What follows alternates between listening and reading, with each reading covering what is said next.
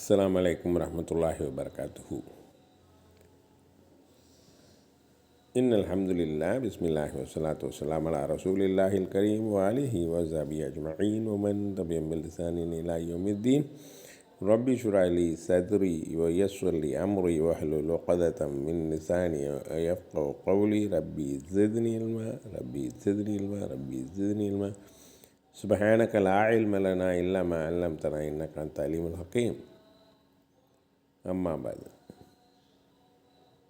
الحمد لله نحمده ونستعينه ونستغفره ونؤمن به ونتوكل عليه ونعوذ بالله من شرور أنفسنا ومن سيئات أعمالنا. من يهده الله فلا مضل له من يضلل فلا هادي له ونشهد أن لا إله إلا الله وحده لا شريك له ونشهد أن محمدا عبده ورسوله. அன்பார்ந்த பெரியோர்களை, தாய்மார்களே, சகோதர சகோதரிகளே, இன்ஷா அல்லாஹ் இன்றைக்கி சூரத்துல் பக்கராவுடைய 2 வசனங்கள் 178 மற்றும் 179 2 வசனங்களுடைய திலாவத்தும் மொழிபெயர்ப்பும் சிறு விளக்கங்களையும் பார்ப்போம். அல்ஹம்துலில்லாஹ், நம்ம சூரத்துல் பக்கராவுடைய 177 வசனம் வரைக்கும் அந்த வசனங்களுடைய மொழிபெயர்ப்பு, திலாவத்து, விளக்கங்களையும் பார்த்துருந்தோம். இந்த 2 வசனங்களுடைய திலாவத்து வருமாறு. أعوذ بالله من الشيطان الرجيم. بسم الله الرحمن الرحيم. يا أيها الذين آمنوا كتب عليكم القصاص في القتلى الحر بالحر والعبد بالعبد والأنثى بالأنثى ومن عفي له من أخيه شيء فاتباع بالمعروف وأداء إليه بإحسان ذلك تخفيف من ربكم ورحمة ومن اعتدى بعد ذلك فله عذاب أليم ولكم في القصاص حياة يا أولي الألباب لعلكم تتقون. இந்த 2 வசனங்களுடைய மொழிபெயர்ப்பு வருமாறு.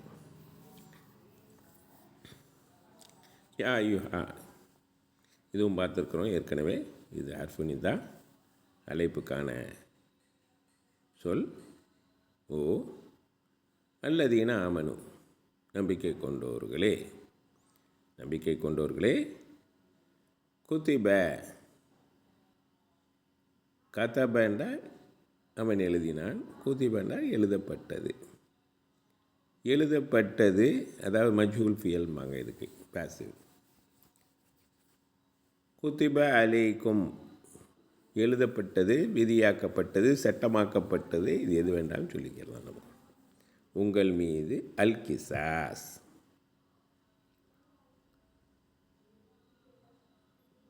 அதாவது பழி வாங்குதல் மக, அதாவது ரிட்ரிபியூஷன் இங்கிலீஷில் சொல்லுவாங்க. அது பழி வாங்கக்கூடிய சட்டம். பழி வாங்குதல் எப்படி இருக்கணுங்கிற சட்டம். பழி வாங்குதல். ஃபில் கத்லா, கொலையின் விஷயத்தில். ஃபீங்கும்போது விஷயத்தில் அப்படிங்கிறது. கத்லா கொலை, கொலை கொலை ஏற்பட்டதின் விஷயத்தில் பழிவாங்குதல் உடைய விதிக்கப்பட்ட சட்டம். அதுதான் இது. அல் ஹுர், சுதந்திரமானவன் பகரமாக. பிங்கிறது இந்த இடத்துல பகரமாக, சுதந்திரமானவன். வல் அப்து, அடிமை. மேலும் அடிமைக்கு பகரமானவன் ஒரு அடிமை. வல் உன்சா, ஒரு பெண்ணுக்கு பகரமானவள் ஒரு பெண். மன் உஃபிய, பிறகு எவன் மன்னிக்கப்பட்டானோ, இந்த இடத்துல மன்னிக்கப்பட்டானோ, மன்னிப்பு அளிக்கப்பட்டதோ, லஹு அவனுக்கு, எவன் ஒருவனுக்கு மன்னிப்பு அளிக்கப்பட்டதோ அவனுக்கு, மின் அஹீஹி, அந்த கொலை செய்தவனுடைய சகோதரனிடம் இருந்து. மின் அஹீஹி, இந்த ஹீ வந்து அந்த கொலை செய்யப்பட்டவனை குறிக்கும். அவனுடைய சகோதரனிடம் இருந்து அப்படின்னா அந்த கொலை செய்தவனின் சகோதரனிடம் இருந்து ஏதாவது ஒரு விஷயத்தில், ஷெய்யுன் எந்த ஒரு விஷயத்திலாவது, பிறகு இத்திபாஉன் பின்பற்ற வேண்டும், பில் மஅரூஃப் நல்ல முறையில். பில் மஅரூஃப்ங்கிறது அறியப்பட்ட முறையில், அறியப்பட்ட நன்மையான முறைகளில். அதாவுன் மேலும் ஒப்படைக்க வேண்டும், அதாவுன் ஒப்படைக்க வேண்டும், அதாவது அவனிடம் கொடுத்து விட வேண்டும், ஒப்படைக்க வேண்டும். இலைஹி அவனிடம், பேசான் அழகிய முறையில். அந்த அந்த இது வந்து எதை குறிக்குதுன்னா ஈட்டுத் தொகையை, அதாவது அந்த அந்த இந்த தொகை இருக்குதுல்ல, ஈடு அந்த அந்த அவன் கொடுக்க வேண்டிய ஈட்டுத்தொகை, அவங்க அந்த குடும்பமோ அந்த சகோதரனோ இந்த கொலை செய்யப்பட்டவன் சகோதரன் கேட்கக்கூடிய ஈட்டுத்தொகை ஒப்படைத்து விட வேண்டும் அவனிடம் நல்ல அழகிய முறையில். தாலிக்க அதுவாகிறது, தஹ்ஃபீஃப் லேசாக்கப்பட்டது, லேசாக்குதல். தஹ்ஃபீஃபுங்கிறது ஒரு மஸ்தர்னு சொல்லுவாங்க. ஹஃபஃபிலிருந்து வரும். மஸ்தர்னால் ஒரு வெர்பல் நவுன் அப்படிம்பாங்க. ஸோ அந்த அதுலேருந்து ஹஃபஃபிலிருந்து வரக்கூடிய மஸ்தர், அதாவது வெர்பல் நவுன் தான் தஹ்ஃபீஃப், லேசாக்குதல். அதுவாகிறது லேசாக்குதல். மிர் ரப்பிக்கும் உங்களுடைய இறைவனிடமிருந்து, உங்களுடைய பெரிய எஜமானிடமிருந்து. ரஹ்மா மேலும் அவனுடைய அது ஒரு கருணையாகும். எஜமானிடமிருந்து உள்ள லேசாக்குதலும் ஒரு கருணையும் ஆகும். ஃப மனித்ததா பிறகு எவர் அல்லது எவன்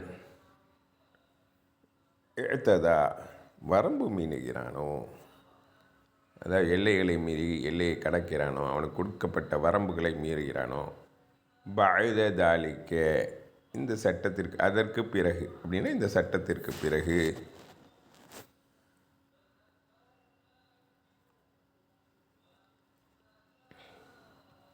ஃபலஹு அதாபுன் அலீம் அப்பொழுது அவனுக்கு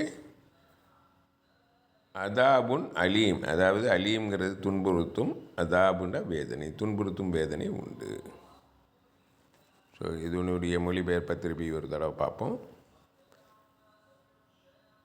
ஓ நம்பிக்கை கொண்டவர்களே, சட்டமாக்கப்பட்டுள்ளது, அது விதியாக்கப்பட்டுள்ளது உங்கள் மீது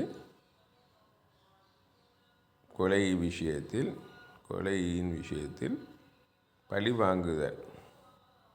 பழிவாங்குதலின் சட்டம் உங்கள் மீது விதியாக்கப்பட்டுள்ளது. ஒரு சுதந்திரமானவனுக்கு பாரமாக ஒரு சுதந்திரமானவன், ஒரு அடிமைக்கு பாரமாக ஒரு அடிமை, மேலும் ஒரு பெண்ணுக்கு பாரமாக ஒரு பெண். பிறகு எவனுக்கு மன்னிப்பு அளிக்கப்பட்டதோ அவனுக்கு அவன் சகோதரனிடமிருந்து எந்த ஒரு விஷயமும் பிறகு பின்பற்றுதல் வேண்டும் நல்ல முறையில், மேலும் ஒப்படைத்துவிட வேண்டும் அவரிடம், அந்த சகோதரரிடம் அல்லது அந்த குடும்பத்தாரிடம் அந்த ஈட்டுத்தொகை அழகிய முறையில், நல்ல முறையில், அழகான நல்ல முறையில். அதுவாகிறது உங்கள் இறைவனிடம் இருந்து உள்ள லேசாக்குதலும் மற்றும் ஒரு கருணையும் ஆகும். பிறகு எவன் வரம்பு மீறுகிறானோ அதற்கு பிறகு அவனுக்கு உண்டு துன்புறுத்தும் வேதனை. அடுத்தது ஒரு சின்ன வசனம். வலக்கும் மேலும், லக்கும் உங்களுக்கு, லண்ட அதற்கு இதற்குன்ற அர்த்தம், கும்டா உங்களுக்கு, உங்கள். ஸோ மேலும் உங்களுக்கு ஃபில் கிசாசி இந்த பழிவாங்குதல் விஷயத்தில் ஹயாத் ஒரு வாழ்க்கை இருக்கிறது. அதாவது ஒரு உயிர் கொடுத்தல் இருக்கிறது, ஒரு உயிர் இருக்கிறது, உயிரான விஷயம் இருக்கிறது. யா உலில் அல்பாப், அதாவது கதவு உடையவர்களே அப்படின்னா அறிவு கதவு உடையவர்களே, ஞானம் உடையவர்களே, லல்லக்கும் நீங்கள் ஆவதற்கு, அதாவது நீங்கள் ஆவதற்குன்னா நான் எதிர்பார்க்கிறேன்னு அர்த்தம். அல்லாஹ் வந்து என்ன எதிர்பார்க்குறேன் நம்மள்கிட்டங்கிறது சொல்கிறான். லல்லக்கும் சொல்லும்போது அவனுடைய எதிர்பார்ப்போ அதை சொல்கிறது தான் லல்லக்கும். நீங்கள் ஆவதற்கு தத்தக்கூன். குரான் ஃபுல்லாக வந்து இந்த முத்தகீன் ஆவது எப்படிங்கிறத பற்றி தான் எல்லாம் குறிப்பிக்கிட்டே வர்றான். அந்த தக்குவாங்கிற விஷயந்தான் நம்மளுக்கு ஏற்படணுங்கிறது தான் அவனுடைய குரான் இறக்கப்பட்ட நோக்கம். இந்த தக்குவா எப்படி அடையணும், இந்த தக்குவாயின் மூலம் எப்படி வாழ்க்கையை அமைச்சிக்கணுங்கிறது தான்.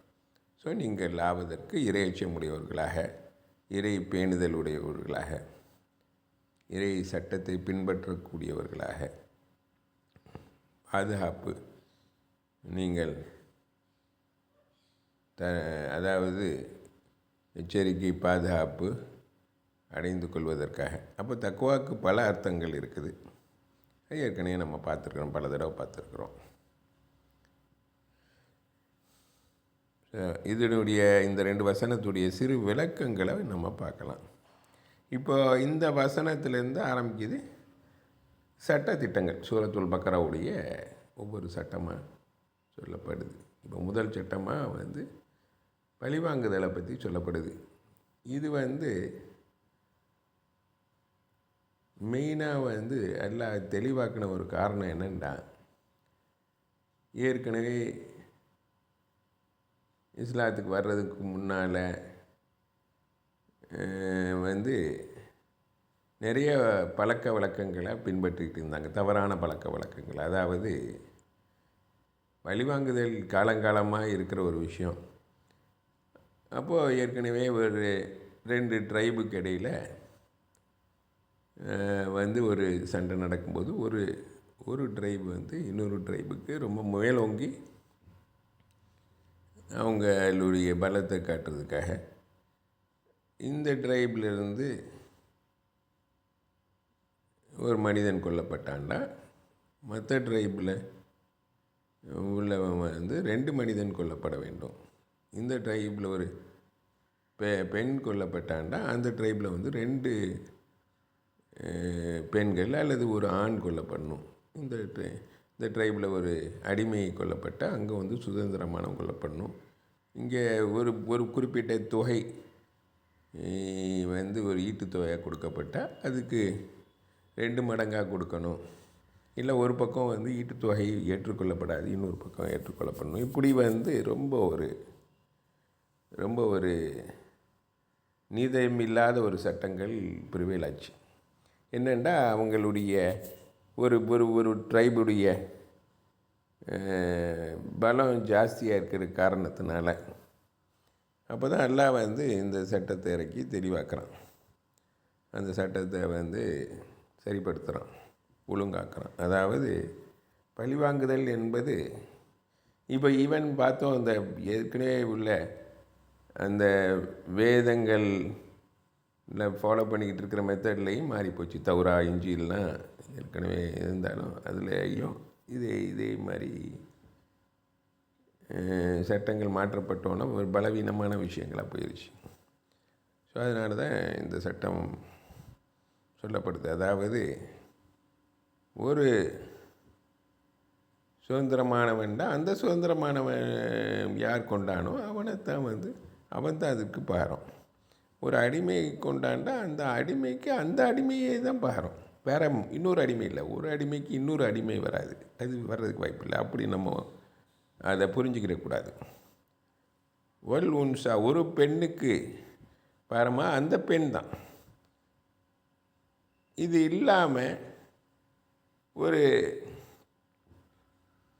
இந்த மன்னிப்புங்கிற விஷயம் இருந்துச்சு, முன்னாடியே இருந்துச்சு. அப்போ அந்த மன்னிப்பும் வழங்கப்படலாம். யார்? அந்த கொலை செய்யப்பட்டவரின் சகோதரன் அப்படின்னா என்ன அர்த்தம்? அவங்களுடைய பிள்ளைகள், உறவினர்கள் யார் வேண்டாலும் இருக்கலாம், மனைவி யார் வேண்டாலும் இருக்கலாம். அவங்க மன்னிக்கிறதுக்கு வாய்ப்பு இருக்குது.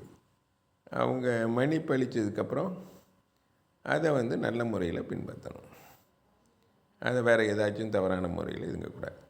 இல்லை அவங்க ஈட்டு தொகை கேட்குறாருன்னா அந்த ஈட்டு தொகை சரியான முறையில் ஒப்படைக்கப்படணும், நல்ல அழகிய முறையில் ஒப்படைக்கப்படணும். அந்த ஈட்டு தொகை ஃபிக்ஸ் பண்ணுறது, அவங்க கேட்குற ஈட்டு தொகைகள் கொடுக்கப்படணும். இந்த ஈட்டு தொகைங்கிற விஷயமே எல்லாம் நிர்ணயிக்கிறான். இந்த சட்டங்கள் ஈட்டு தொகைங்கிற விஷயமே நிறைய பழக்க வழக்கங்களில் இல்லாமல் இருந்துச்சு. ஸோ அதனால தான் எல்லாம் சொல்கிறான், இது எல்லாம் உங்களுடைய இறைவன் அவனுடைய கருணையின் அடிப்படையிலையும் அவன் இதை ஒரு அழகிய முறையிலையும் லேசாக்கின முறையிலையும் லேசாக்கிட்டான். ரொம்ப ஒரு இது லேசானதாக போயிடுச்சு, ஈஸியாக பின்பற்றது. ஒன்று பழிவாங்குதல், அதே ஆள் பழிவாங்கப்படலாம், இல்லைன்னா மன்னிக்கப்படலாம். மூணாவது ஒரு இதுவும் ஈட்டு தொகையும் அந்த குடும்பத்துக்காக ஒப்படைக்கலாம்.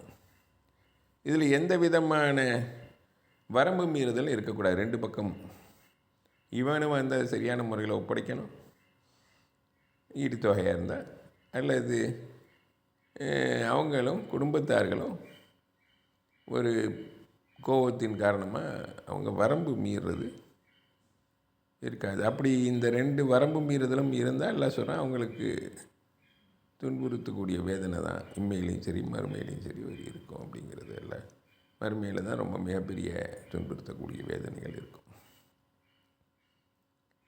இதில் ஒரே ஒரு விஷயம் நம்ம புரிஞ்சுக்கணும்.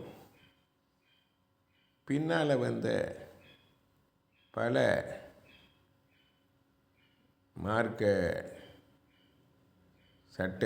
சட்டம் வரவழைத்தவங்க, அதாவது பல இமாம்கள், அவங்க என்ன சொல்லியிருக்கிறாங்கன்னா, இந்த மாதிரி இது தனி மனிதன் அவன் கையில் எடுத்துக்க முடியாது. தனி மனிதன் இந்த பழிவாங்குதலை எடுத்துக்கிட்டான்டா அவனுடைய வரம்பு மீறுதல் இருக்க வாய்ப்பு இருக்குது. இந்த வரம்புங்கிற அளவே அவனுக்கு தெரியாமல் போயிடும். அதனால் இது ஒரு அரசாங்கம் அல்லது ஒரு அரசனோ தலைவனோ அவங்க கையில் தான் இந்த பழிவாங்குதலே ஒப்படைக்கப்படுது. அவங்க மூலமாக தான் இதை நிறைவேற்ற முடியும். இந்த பழிவாங்கல் சற்று தனி மனிதன் கையில் ஒப்படைக்கப்படல. ஸோ இது ரொம்ப கிளியராக இருக்கணும். தனி மனித பழிவாங்குதல்ங்கிறது மார்க்கத்தில் அனுமதி இல்லை. ஸோ இது ப்ளஸ் இதில் இன்னொரு விஷயமும் சொல்லப்படுது. புனித போர், அதாவது ஒரு அரசாங்கம், ஒரு இஸ்லாமிய தலைவர் அரசாங்கம், ஒரு நல்ல பலமுள்ள ஒரு அரசாங்கம் அமைந்து ரசூல்லா காலத்திலேயோ பின்னால் குலஃபாயி ராஷிதீன்கள் இருந்த காலத்திலேயோ பின்னால் வந்த ஹுலஃபாக்கள் காலத்திலேயோ அந்த மாதிரி தலைவர்கள் அவங்க புனித போருக்கு அழைத்தார். அப்போ அதாவது புனித போருங்கிறது அந்த மாதிரி ஒரு கண்டிஷனில் இருக்கக்கூடிய, அதே மாதிரி ரசூலுல்லாஹி ஸல்லல்லாஹு அலைஹி வஸல்லம் அவங்களுடைய காலத்தில் அவங்க நிர்ணயித்த கண்டிஷன்ஸோடு இருக்கணும். அதுதான் புனித போர். அந்த மாதிரி ஒரு புனித போர் நேரத்தில் ஒரு மூமினான ஒரு காஃபிரை கொல்றாருன்னா அதுவும் கொலையாகாது. ஸோ மற்றபடி இது பின்னால் வந்த சூரா மாயிதாவில் இந்த சட்டம் கூட இந்த பழிவாங்குதல் சட்டமே கூட தெளிவாக்கப்படுது, கூட டீட்டெயிலாக கொடுக்கப்பட்டிருக்குது. இது இல்லாமல் அடுத்த ஆயத்தில் எல்லாம் சொல்கிறான், உங்களுக்கு இந்த கிசாஸுங்கிற விஷயத்தில் ஒரு உயிர் ஊட்டம்.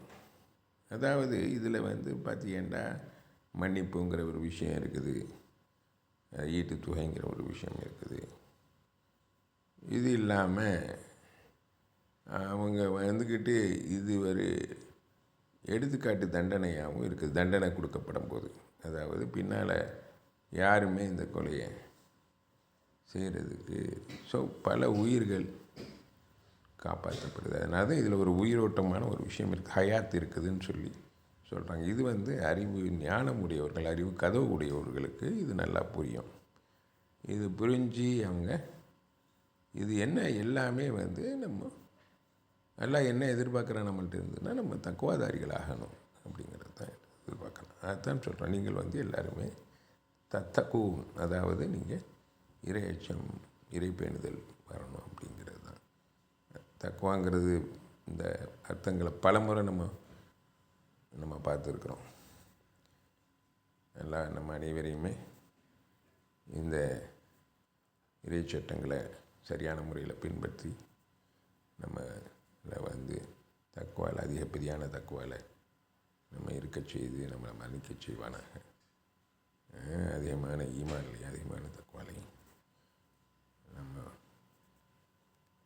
அடைந்து மன்னிக்க செய்வானாக. இது அனைத்தையுமே நம்ம பின்பற்றக்கூடிய சமுதாயமாக குர்ஆனை நல்லா அதனுடைய அர்த்தங்களை அதை படித்து தெரிந்து அதனை பின்பற்றக்கூடிய உம்மத்தாக நம்மளை ஆக்கி வைப்பானாக. நம்ம அனைத்தையுமே நமக்கு நம்மளுடைய நற்காரியங்களை நல்ல அமல்களை அனைத்தையுமே அவன் ஏற்றுக்கொள்வானாக. இது அனைத்தையுமே நமக்கு தௌஹீத் செய்வானாக. நம்ம செய்யக்கூடிய காரியங்களில் நற்காரியங்களில் இருக்கக்கூடிய விலைகளை அவன் ஏற்றுக்கொள்வானாக, ஏற்றுக்கொண்டு மன்னித்து அருள்வானாக. நம்மளுடைய தௌபாக்களையும் ஏற்றுக்கொள்வானாக. ரப்பனா தக்கபல் மின்னா இன்னக அன்த ஸமீஉல் அலீம் வ துப் அலைனா இன்னக அன்த தவ்வாபுர் ரஹீம். நமக்கு இந்த உலகத்திலையும் மறு உலகத்திலையும் ஹசனா என்ற அழகியதை அனைத்து அழகியதையுமே நம்மளுக்கு பரிபூர்ணமாக வழங்கிடுவானாக. நம்மளுக்கு நீண்ட நெடிய வாழ்க்கையில் ஒரு ஹசனத்தான வாழ்க்கையாக நம்மளுக்கு தந்துடுவானாக. நம்மளை நரக நெருப்பிலிருந்து நம்மளை பாதுகாப்பானாக. ரப்பனா ஆத்தினா ஃபித் துன்யா ஹஸனத்தன் வ ஃபில் ஆখিরাতি ஹஸனத்தன் வ கினா அஸாபன்னார். நம்மளுடைய கபூரை விசாலமாக்கி நம்ம கபூர் வேதனையிலிருந்து நம்மளுக்கு முழு பாதுகாப்பு அளித்திடுவானாக. நம்மளுடைய நரக வேதனையிலிருந்து நம்மளுக்கு முழு பாதுகாப்பு அளித்திடுவானாக. நம்ம சொர்க்கம், மேலான சொர்க்கமாகிய ஜன்னத்துல் ஃபிர்தௌஸ் என்னும் சொர்க்கத்தில் நம்ம அனைவரையுமே நபிமார்களோடும் சுஹதாக்களோடும் சாலிஹீன்களோடும் ஒன்று சேர்த்திடுவானாக.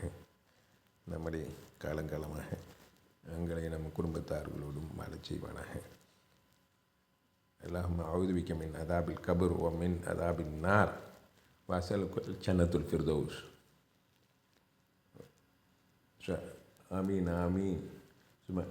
ஸல்லல்லாஹு அலா சய்யிதினா முஹம்மதின் நபியுல் உம்மி வ ஆலிஹி வ ஸஹ்பிஹி வஸல்லம்.